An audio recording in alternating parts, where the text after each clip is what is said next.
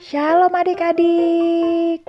Wah, Kak Widi hari ini sangat senang, sangat berbahagia karena hari ini Kak Widi akan membagikan sebuah cerita kepada adik-adik.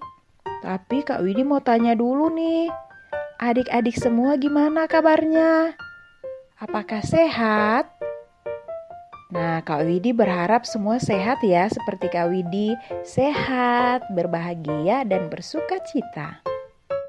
Nah, cerita firman Tuhan kita pada hari ini terdapat di dalam Kisah Para Rasul pasal 5 ayatnya yang pertama sampai ayatnya yang ke-16. Nah, adik-adik, pada waktu zamannya Rasul Petrus, para jemaat mula-mula mereka suka berbagi. Yang kaya membantu yang miskin. Bahkan ketika mereka menjual rumah atau menjual tanah mereka serahkan uangnya kepada Rasul untuk dibagi-bagikan kepada yang tidak mampu atau kepada orang lain yang membutuhkan. Nah, adik-adik, pada suatu hari ada sepasang suami istri. Suaminya bernama Ananias, istrinya bernama Safira.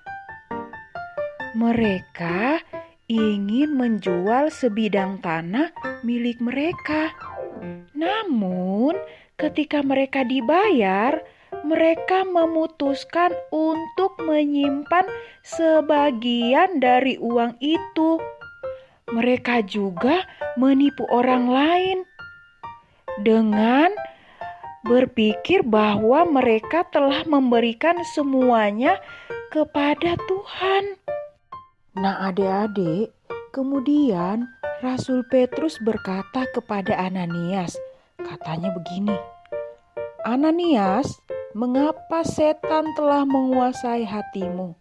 Engkau telah berbohong kepada Roh Kudus dan menahan sebagian uang hasil penjualan tanahmu."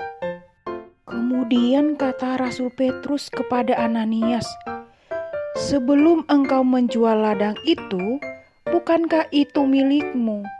Dan setelah engkau menjualnya, bukankah engkau menguasai uang itu? Mengapa engkau berbuat demikian? Engkau telah berdusta kepada Allah, bukan kepada kami."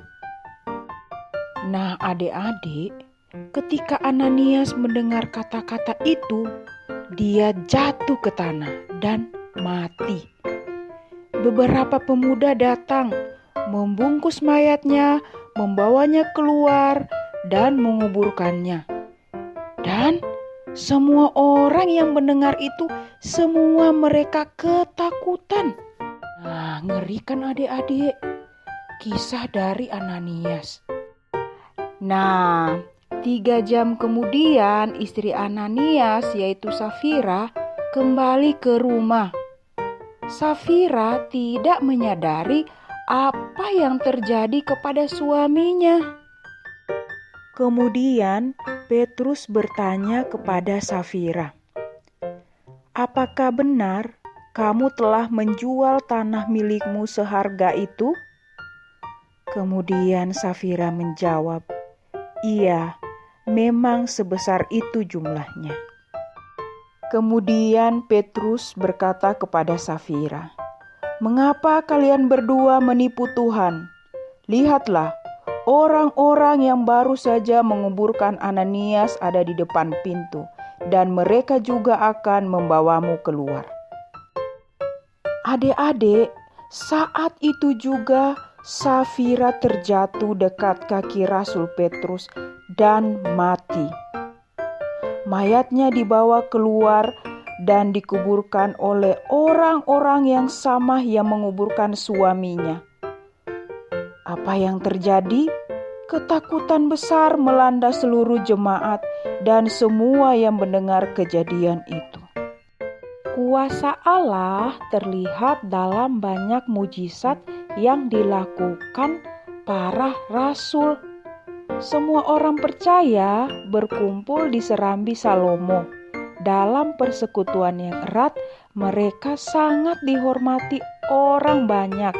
Dan makin lama, makin bertambah jumlah orang yang percaya kepada Tuhan, baik laki-laki maupun perempuan. Orang-orang membawa orang sakit ke jalan-jalan, dan orang banyak berkumpul dari kota-kota sekitarnya. Semuanya sembuh. Nah, adik-adik, gimana ceritanya? Seru kan? Nah, apa yang kita mau pelajari dari cerita Safirah dan Ananias?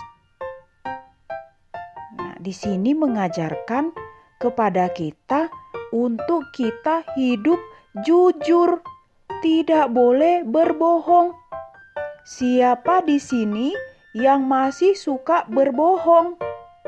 Berbohong kepada papa dan mama, kepada kakak, atau berbohong kepada siapapun, guru di sekolah, kakak mentor di PPA.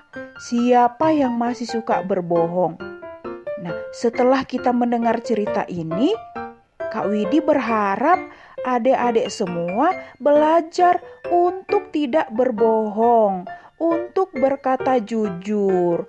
Karena kalau ketika kita hidup jujur, Tuhan Yesus akan memberkati kita. Sekian cerita dari Kak Widi ya adik-adik. Nanti kita akan kembali lagi di lain waktu. Dadah!